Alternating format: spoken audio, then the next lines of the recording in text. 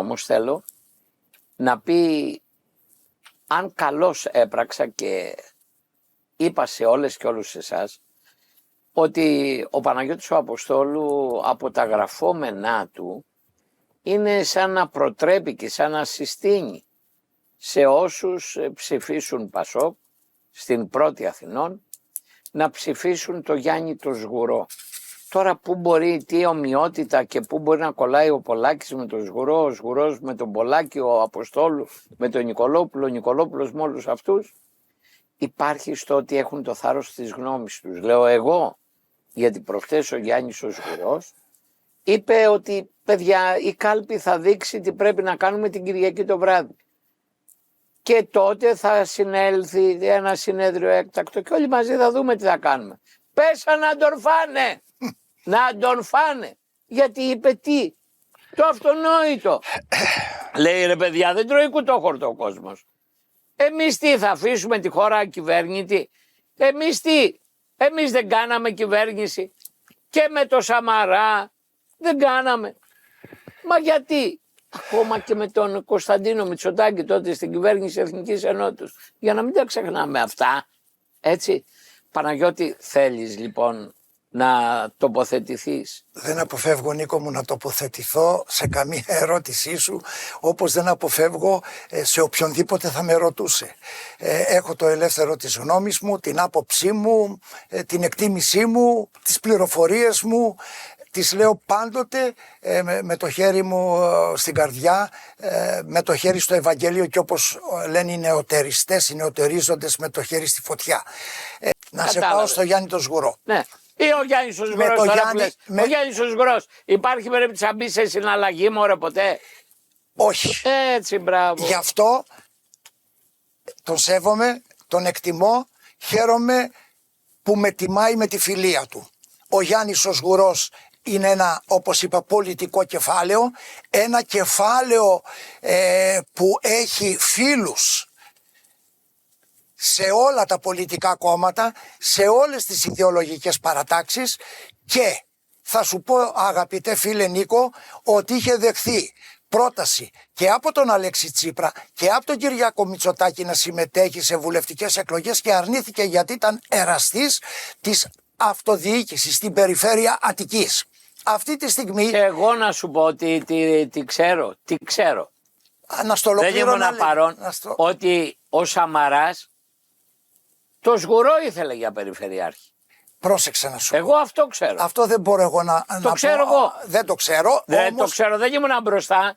Αλλά τότε η Νέα Δημοκρατία, αν θυμάσαι, αναφέρουμε ρε παιδί μου στις ικανότητες του, στη διαδρομή του. Θα σου πω μόνο... Τι είχε τότε, το θυμάσαι η Νέα Δημοκρατία? Θα σου πω μόνο... Με τον, πώς τον λέγαμε, που είχε πάρει την κόρη του Καράμορε, που έκανε διαδρομή κι αυτός εξαιτίας αυτού. Πώς τον λέγανε?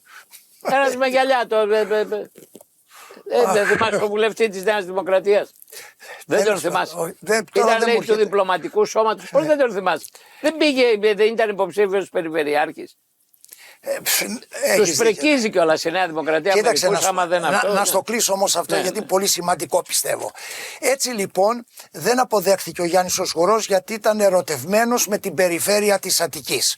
Θα θυμίσω 8 χρόνια νομάρχης και πρώτος περιφερειάρχης με τον νόμο Καλλικράτη. Δηλαδή ερετός για 12 χρόνια. Θα θυμίσω επίσης ότι επί όλες τις εκλογικές αναμετρήσεις έπαιρνε περισσότερα ποσοστά στην περιφέρεια ως Πασόκ από ό,τι εισέπρατε οποιοσδήποτε αρχηγός της Νέας Δημοκρατίας, του Πασόκ, στις βουλευτικές εκλογές.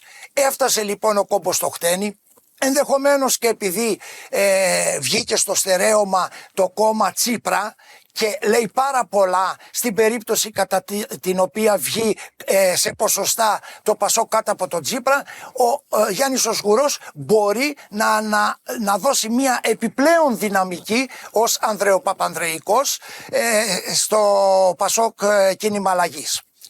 Θέλω να κλείσω εδώ σε αυτό που είπες, ότι έπεσαν να τον φάνε. Ναι, βγήκε σε μια εκπομπή τηλεοπτική στον κύριο Στραβελάκη και στην κυρία Καραμήτρου και είπε ακριβώς αυτά τα οποία είπες.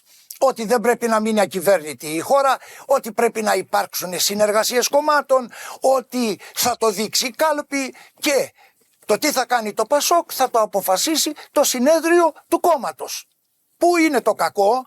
Όμως αυτά τα τρολάκια του Μαξίμου φρόντισαν να διοχετεύσουν προς τα έξω ότι ο Γιάννης Γουρός ισχυρίστηκε συγκυβέρνηση Νέας Δημοκρατίας Πασόκ. Δεν είπε κάτι τέτοιο. Αντιλαμβάνομαι όμως με αυτό την ταραχή που έγινε, Νίκο μου, άμα τη ανακοινώσει στην Άλοφα Αθηνών της υποψηφιότητας του Γιάννη Γουρού, πόσο θορυβήθηκε η Νέα Δημοκρατία. Και αυτό μου ενισχύει αυτό που σου είπα, ότι ο Γιάννης Γουρός είναι άνθρωπος που εκτιμάται από όλα τα μήκη και πλάτη του πολιτικού μας συστήματος. Θεωρώ λοιπόν και πιστεύω ότι πολύ σύντομα, αυτό λέει η λογική μου, η σκέψη μου, ο Γιάννης Γουρός που τους αφήνει αυτή τη στιγμή να καίγονται μέσα στο ζουμί τους, θα έρθει και θα κάνει γενναία νέα τοποθέτηση που πάλι για μία εβδομάδα θα είναι το πρώτο θέμα συζήτησης.